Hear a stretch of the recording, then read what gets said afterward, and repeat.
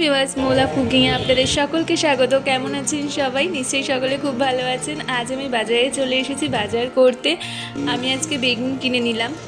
আজকে আমি শেয়ার করছি একদম ইউনিক একটি নিরামিষ পদ, বেগুনের দইমালাই।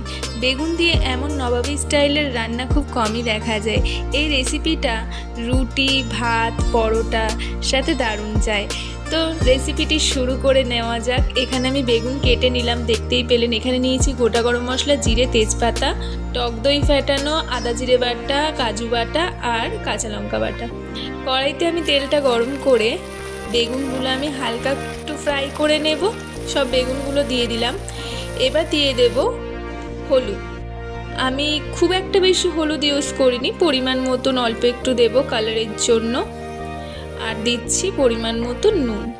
দিয়ে আমি বেগুনটাকে হালকা একটু ফ্রাই করে নেব। খুব বেশি ভাজার দরকার নেই, এরকম হালকা ভাজা হয়ে গেলেই বেগুনগুলো আমি তুলে নিচ্ছি। দেখুন, বেগুনটা কিন্তু আমার অলমোস্ট ভাজা হয়ে গেছে। আমি বেগুনগুলো সব তুলে নিচ্ছি। এবার গ্রেভিটা তৈরি করে নেওয়ার পালা। আমি কড়াইতে আবার একটু তেল দিয়ে গোটা জিরে, গোটা গরম মশলা, তেজপাতা দিয়ে একটু ভেজে নিচ্ছি। ফোড়নটা ভাজা হয়ে যখন একটা সুন্দর গন্ধ বেরোবে, এর মধ্যে আদা জিরে বাটা দিয়ে দিতে হবে। আদা জিরে বাটাটা দিয়ে আমি একটু ভেজে নিচ্ছি। এর মধ্যে দিয়ে দিলাম কাজু বাটা। আমি মশলা একটু অল্প ইউজ করেছি, আপনারা চাইলে একটু বেশি মশলা ইউজ করতে পারেন। এবারে মশলাটাকে ভালো করে কষিয়ে নিতে হবে। দিয়ে দিলাম পরিমাণ মতন কাঁচা লঙ্কা বাটা।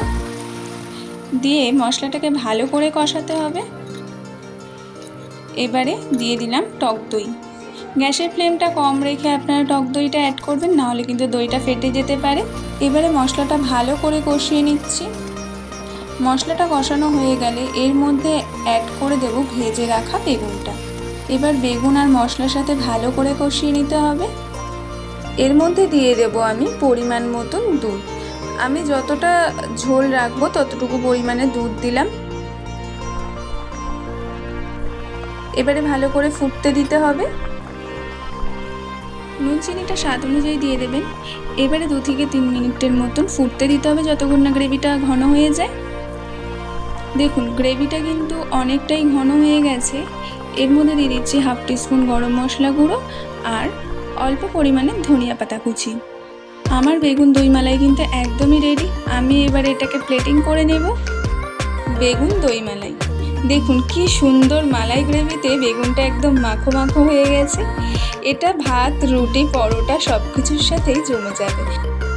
ভিডিওটি ভালো লাগলে লাইক করে বন্ধুদের সাথে শেয়ার করবেন আর সাবস্ক্রাইব করতে একেবারেই ভুলবেন না। যারা আমার চ্যানেলে নতুন রয়েছেন তাদের সাবস্ক্রাইব করে নেওয়ার অনুরোধ রইল। দেখা হচ্ছে অন্য কোনো ভিডিওতে। Thank you for watching.